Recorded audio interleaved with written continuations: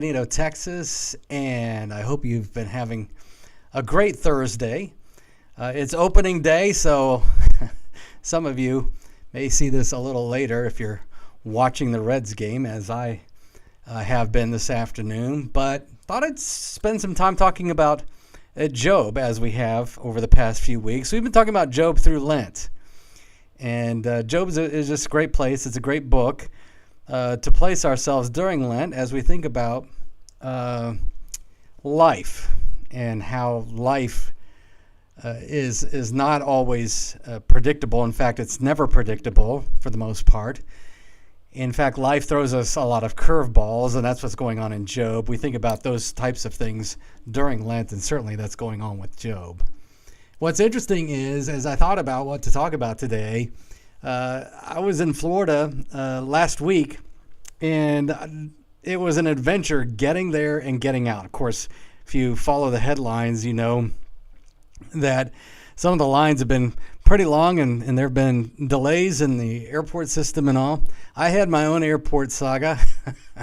I was stuck in Houston for 2 nights at the front end of my trip to Orlando, and then on the back end, I happened to be with my brother Brad and my sister Penny, and I ended up spending another night in Florida as a result of another delay. So there were just delays on both the front end and the back end.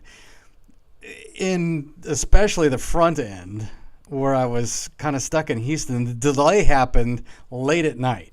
We're talking my flight got canceled at midnight, and then spent the next couple of hours figuring out what to do. Finally, got a lift and a hotel room at around 2:30 in the morning, and then realized, because of the way things were working, I was going to be spending the entire day in the hotel room because I couldn't fly out until the next day. Life came apart. It wasn't fun. Now, that is just, for me, again, that's really a first world problem, right? For many of you and for many of us, life comes unglued, and it really comes unglued. I mean, we're not talking about airport sagas at this point. We're talking about life and death kinds of situations where something happens. You know, you get a bad phone call, you get a bad doctor's report, the bank account goes to zero, you've lost your job, whatever it is, something has gone on in the life, and life comes unglued. That happened to Job.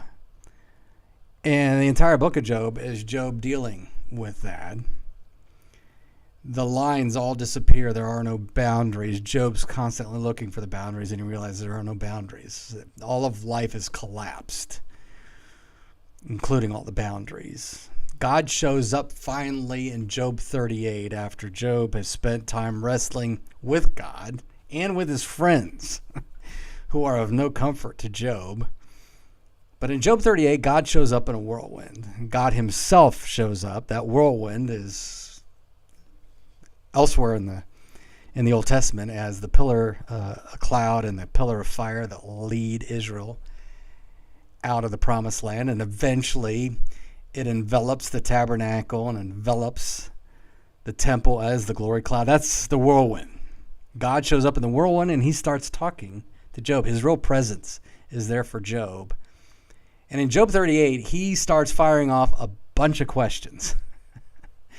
A bunch of questions that are going, that's a rat-a-tat, rat-a-tat, rat-a-tat. And it's all about God being the God over creation.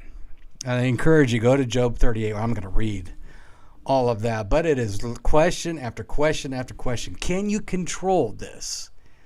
Were you there at the earth's foundation? Were you able to set the earth's measurements? Who gave the sea its boundaries? And that's a big one, by the way. Who gave the sea its boundaries?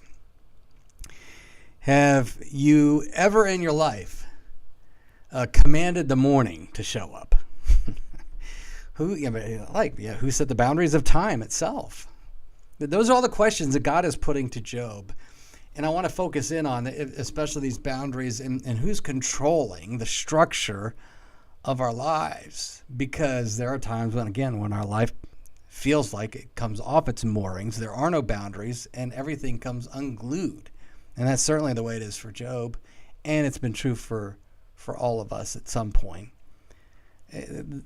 Who sets the boundaries with the sea? You know what's interesting throughout the Bible, when the sea goes beyond its boundaries, take the universal flood, for instance. Got the flood. You've got even Jonah and the raging sea. When the sea's not acting like it's supposed to, that's an indication that there is chaos. It's not something that is normal. The sea is beyond its boundaries. It's not acting as it is supposed to behave. Who controls that? Who's able to control that when the sea turns to chaos? Well, the answer is, again, the answer is the questions is almost like, well, duh, is the answer. Of course, we're going to say God, but he's making a point with Job. And it's the beginning of the rescue of Job, because we get to Job 42 and there is rescue coming.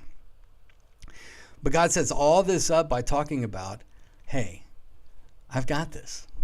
I've got this. From the universe to all the creatures to creation itself. And here's the thing. When God says, I've got this, he's also saying, Job, you don't. And that's been the problem with Job. Job wants to manage God. And God is saying, I can't be managed. There's only one person that can manage all of this. And the only person that can manage all of this is himself unmanageable. That's God. That's God. You cannot comprehend me. You cannot comprehend or manage my world. And that's his answer to Job. And what's interesting is when life goes beyond its boundaries, when the sea goes beyond its boundaries, by the way, you're on the West Coast there. You're on the other side of the Gulf from where I happen to be right now. And we've all experienced that with hurricanes, right? It happens here on our coast here in Texas. Happens on your coast as well when the sea just goes beyond its boundaries, a hurricane. Life comes unglued, and we have to remember then that when that happens, what happens when life comes unglued? We try to control it. Now, in the big picture, we try to control God in all of this, but we want control. When the chaos hits, I think we spend the first moments, whether the chaos is long drawn out or it's just something that happens in the middle of a day, trying to control it, trying to get a hold of it. We want control. And Job did that. Ultimately, he wanted to control God, and God points this out eventually. You're trying to control me. I can't be managed. I can't be controlled. But that's what we do when we suffer. When life comes unglued, we're always trying to control God. We're trying to control his timing. We're trying to manage his ways. We don't even like his hiddenness. And there's a lot about God that's hidden. In fact, we've got entire wings or worlds within our own Christianity where it's all about trying to find the hidden God. And we write systematic theologies. We write volumes and volumes and volumes of books. And a lot of it is stuff that's not even revealed in Scripture, but we're trying to figure out the hidden God. And God says, stop. He's telling Job to stop.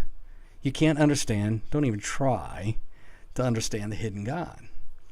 We want to manage his hiddenness. We want to manage his decisions.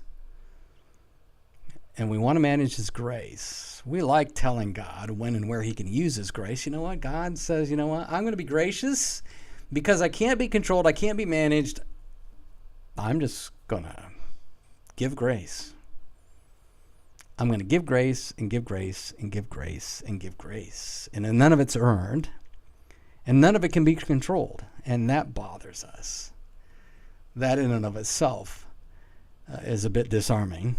That tends to submarine all of our self-salvation efforts when grace itself cannot be managed.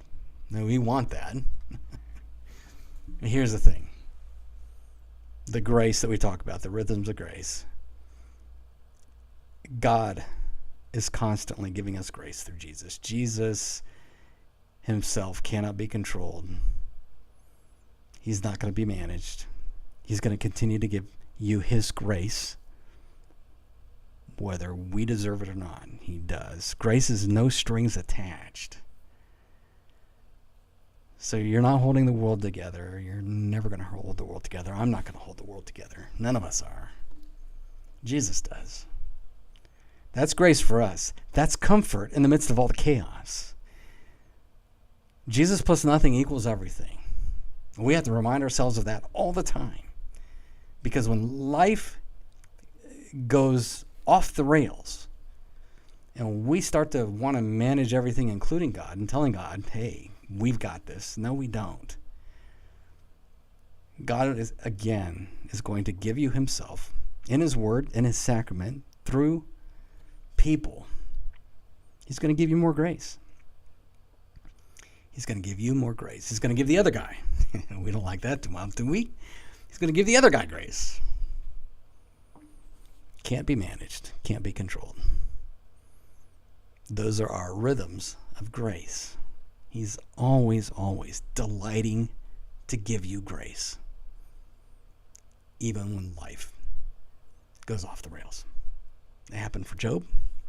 God reminds Job, I control all of this. I'm bigger than all of this. In fact, I'm so much bigger than all of this, I can't be managed. And that's good news for you. It's good news for me. We need that. We need a God who can't be managed. We need a Jesus who can't be managed. Rhythms of grace. Hope you're having a great day. Hope you're having a great Thursday. And rest in all of that tonight. Remember this, that you are unstoppably and unconditionally and absolutely loved by Jesus. He always, always is holding you. Jesus always has you.